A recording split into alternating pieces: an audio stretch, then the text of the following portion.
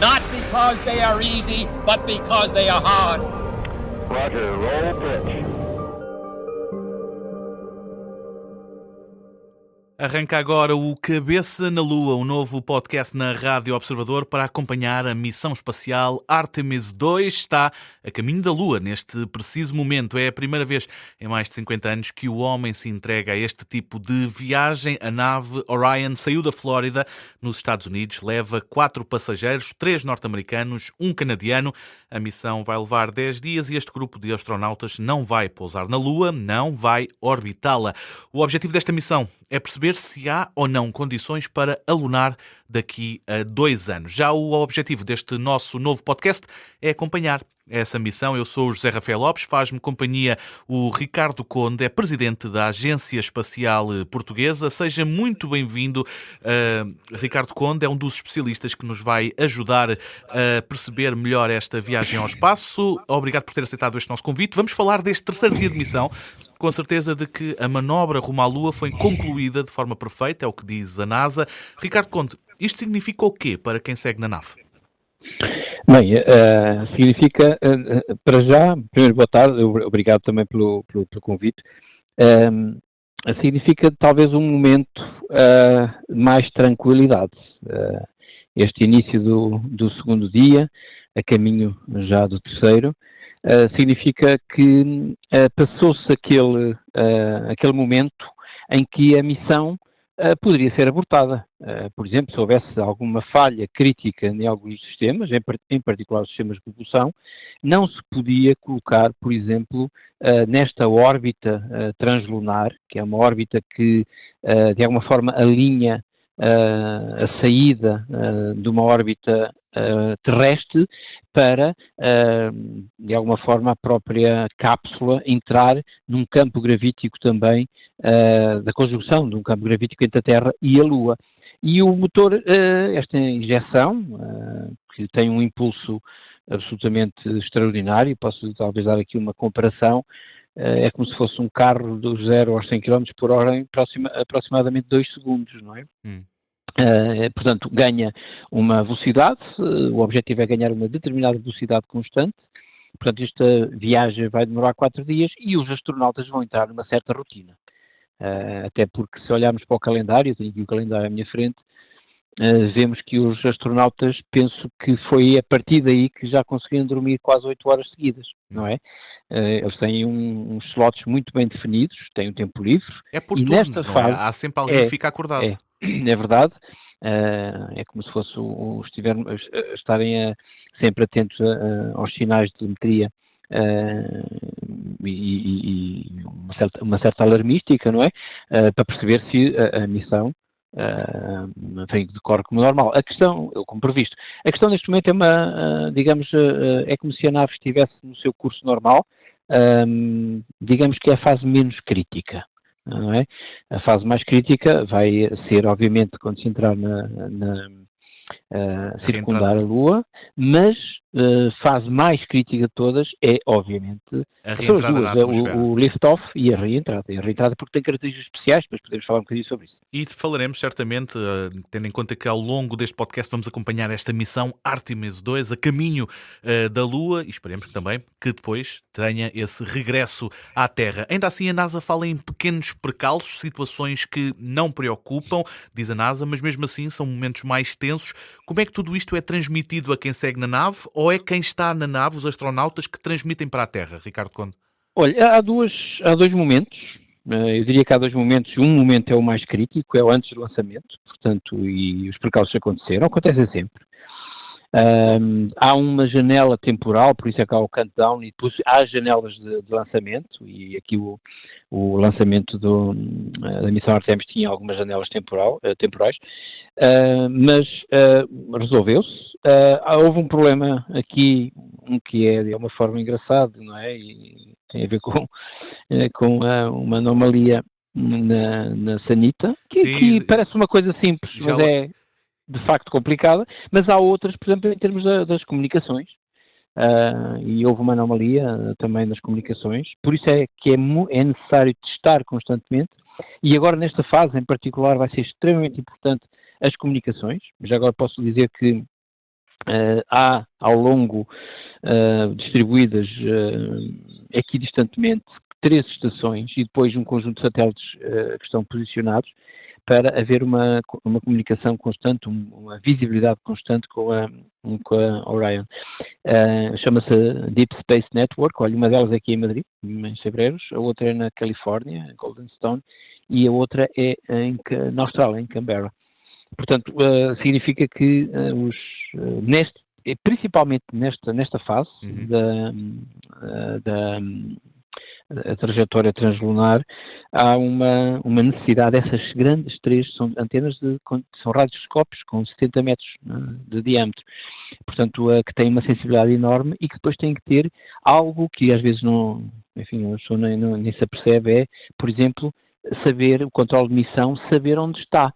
Porque neste momento, depois da órbita translunar, e mesmo na órbita elíptica que estava previamente, estava posicionada acima dos satélites GPS e Galileu.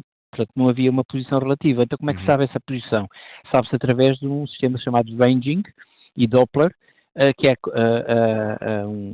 como se nós estivéssemos a apontar, imagina um laser, recebermos o feedback e afastarmos meio grau, uma décima de grau, um milinésimo de grau e sabermos, de facto, pelo atraso e também pelo desvio, sabermos onde é que a nave está e se está na sua trajetória, para depois inferir-se a correção, não é? Agora, eles são autónomos nesta fase.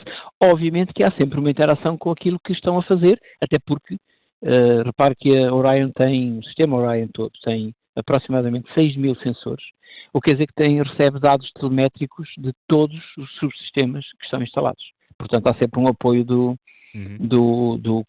centro de controle, não é? nos seus subsistemas. Portanto, há sempre uma parte que não corresponde inteiramente à intervenção da tripulação a resolver a avaria, mas há sempre um backup e um acompanhamento, digamos, do centro de controle, não é? Muitas vezes há problemas que eles nem se apercebem, não é? Aparecem na telemetria, por exemplo, quando um sensor passa de um determinado threshold, um determinado limite, eles nem se apercebem, poderão, se não houver uma alarmística, mas no centro de controle há sempre uma maneira de isso ser evidenciado, não é? E já vamos falar um pouco mais, Ricardo Conde, sobre o dia-a-dia de um astronauta que está em viagem rumo à Lua, mas para já, ainda sobre estas partes mais técnicas da nave em si, a Orion está a seguir agora pelas leis da mecânica orbital até à Lua. Como é que funciona esta mecânica orbital, sendo que, no fundo,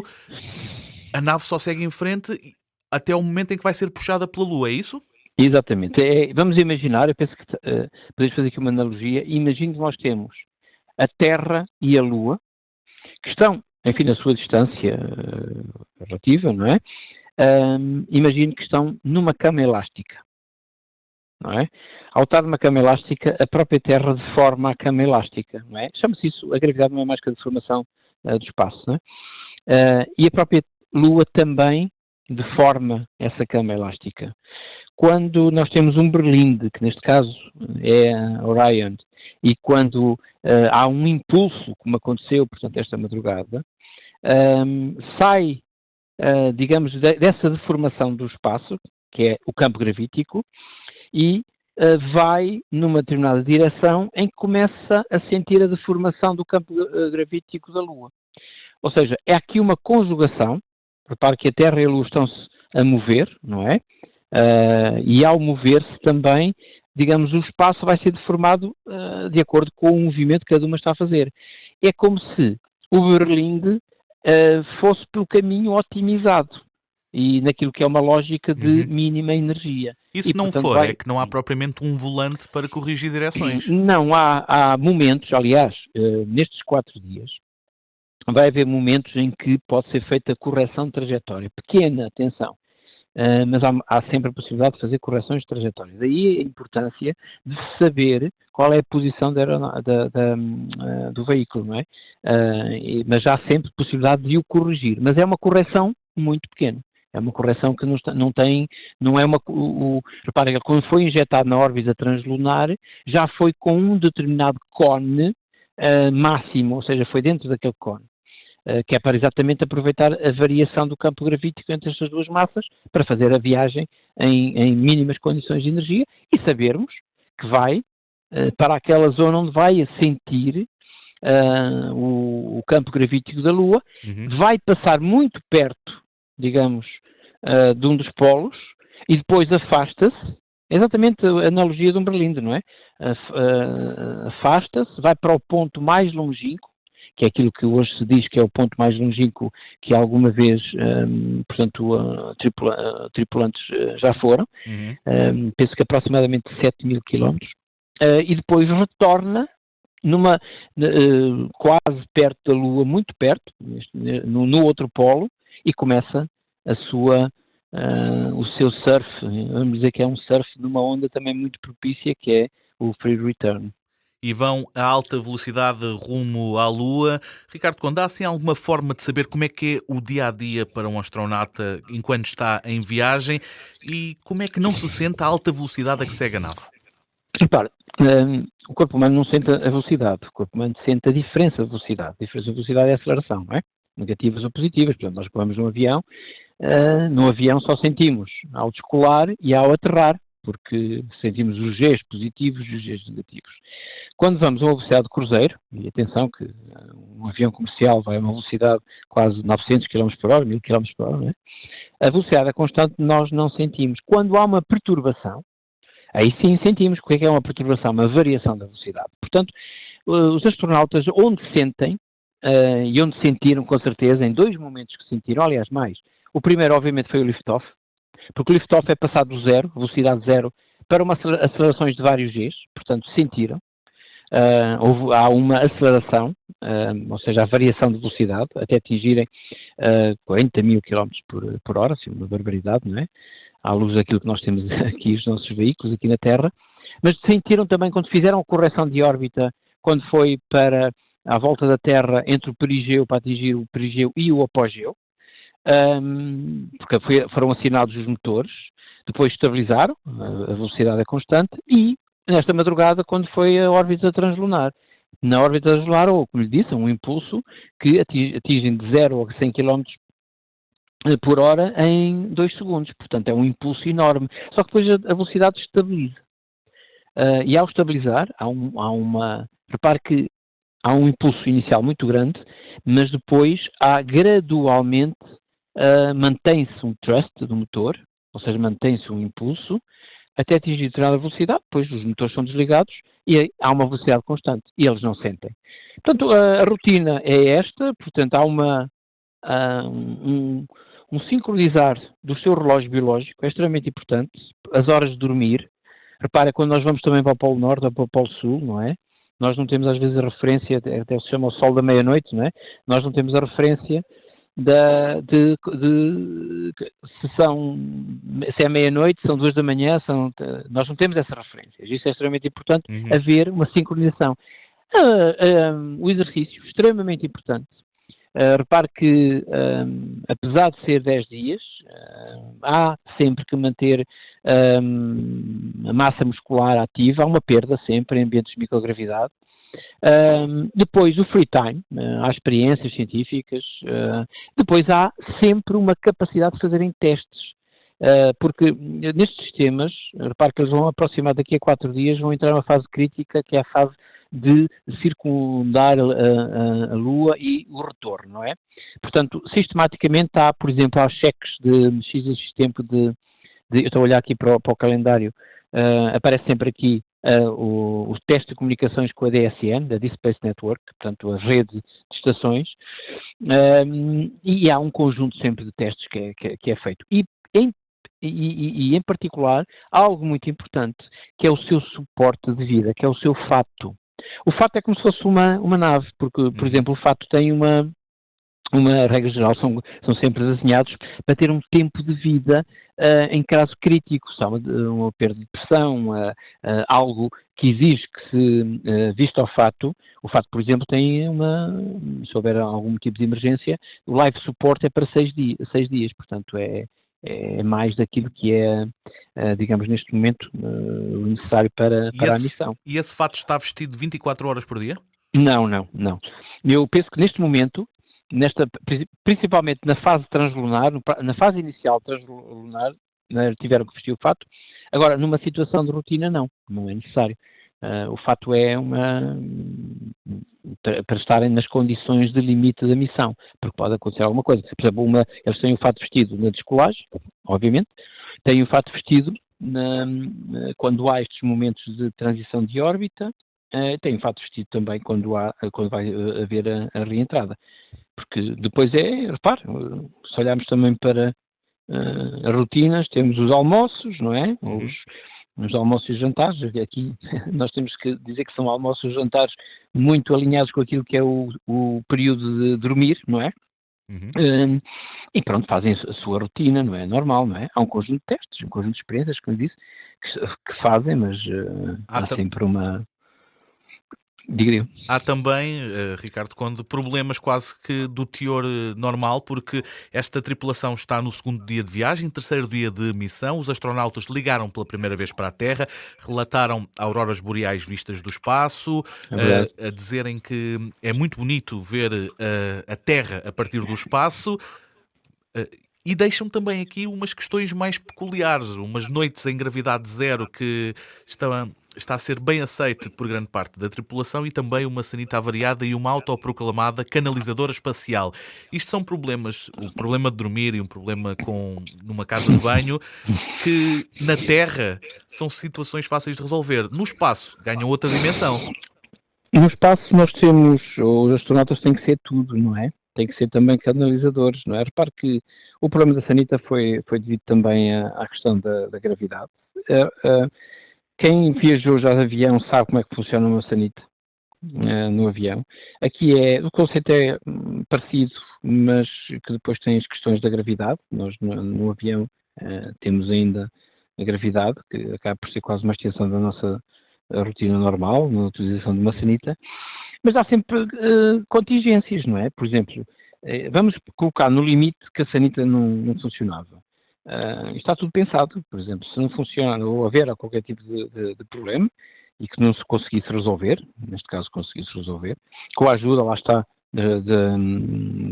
daquilo que é a especialidade, até repare que o desenvolvimento da sanita foi um projeto de milhões de dólares. Uma pessoa, quando pensa nesta perspectiva, o simples tratamento de esgotos e de resíduos foi, penso, se a ver os números, à volta de 30 milhões de dólares. Portanto, está a ver, não é? Não é uma sanita qualquer, mas também varia. Mas há sempre uma contingência. E a contingência o que é? Olha, são sacos de plástico, não é?